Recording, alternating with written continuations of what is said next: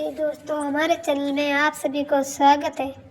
हमारे चैनल पर बनी वीडियो अगर आप लोगों को अच्छी लगे तो लाइक शेयर सब्सक्राइब ज़रूर करें और हमें ज़्यादा से ज़्यादा सपोर्ट करें। आज हम आपको कथा सुनाने जान रहे हैं मार्गशीर्ष मास कृष्ण संकष्टी चतुर्थी की। इस कथा को ध्यान से सुने। धन्यवाद। कथा के अनुसार एक समय पार्वती ने गणेश जी से पूछा कि हे पुत्र, अगन कृष्ण चतुर्थी संकटा कहलाती है। इस दिन किस गणेश की पूजा किस रीति से करना चाहिए? गणेश जी ने उत्तर दिया कि हे हिमालय नंदिनी, अगन मास में गजानन नामक गणेश की पूजा करनी चाहिए। विधि विधान से पूजन के बाद अर्घ्य देना चाहिए। दिन भर व्रत रहकर पूजन के बाद ब्राह्मणों को भोजन कराकर जो तिल, चावल, चीनी और घृत का साकला बनाकर हवन करना चाहिए। जो मनुष्य हवन करवाता है वे अपने शत्रुओं को वंशीभूत कर सकता है। गणेश जी कहने लगे, हे माता, इस संबंध में मैं आपको एक प्राचीन इतिहास सुनाता हूँ। प्राचीन काल में त्रेता युग में दशरथ नामक एक प्रतापी राजा होते थे। वे राजा अति प्रिय थे। एक बार अनजाने में ही उन्होंने शरण कुमार नामक ब्राह्मण का अनजाने में वध कर दिया। उस ब्राह्मण के अंधे माँ बाप ने राजा को श्राप दिया कि जिस प्रकार हम लोग पुत्र शोक में मर रहे हैं उसी भांति तुम्हारा भी पुत्र शोक में मरण होगा। इससे राजा को बहुत चिंता हुई। उन्होंने पुत्राष्टि यज्ञ करवाया। पूजा के फल स्वरूप जगदीश्वर श्री राम ने चतुर्भुज रूप में अवतार लिया। भगवती लक्ष्मी जानकी के रूप में अवतरित हुई।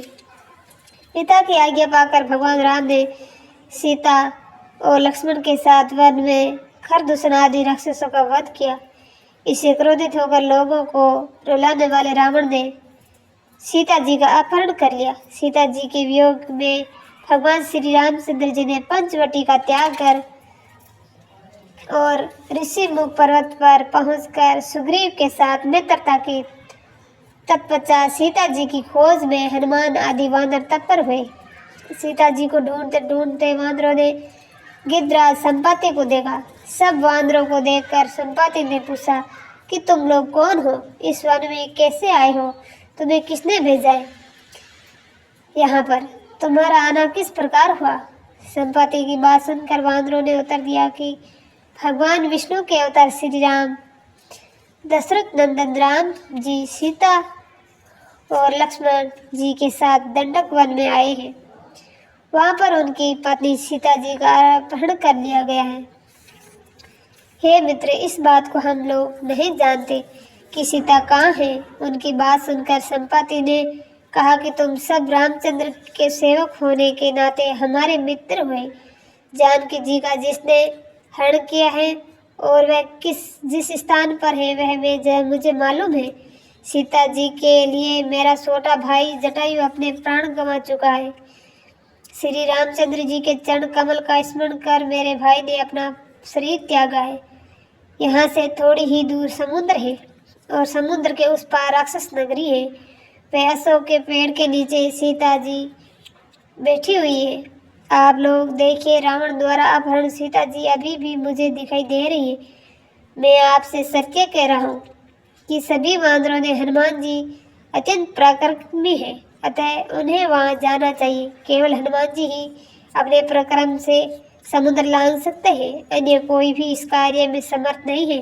संपाति की बात सुनकर हनुमान जी ने पूछा कि हे संपाति, समुद्र को मैं किस प्रकार लांघ सकता हूँ?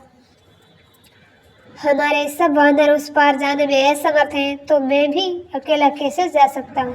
हनुमान जी की बात सुनकर संपाति ने उत्तर दिया कि हे मित्र, आप संकट नाशक गणेश चतुर्थी का व्रत कीजिए।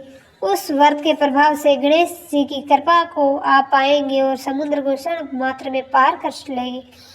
संपाति के आदेश से संकट चतुर्थी के उत्तम व्रत को हनुमान जी ने किया। हे देवी, उसके प्रभाव से क्षण भर में ही हनुमान जी ने समुद्र को लांघ गए।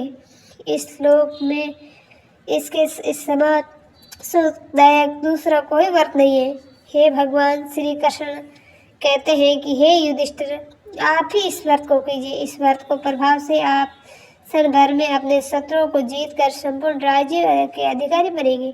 भगवान श्री कृष्ण का वचन सुनकर धर्मराज युधिष्ठिर ने गणेश चतुर्थी का व्रत किया और इस व्रत के प्रभाव से वे अपने शत्रुओं को जीत कर राज्य के अधिकारी बन गए। बोलो गणेश भगवान की।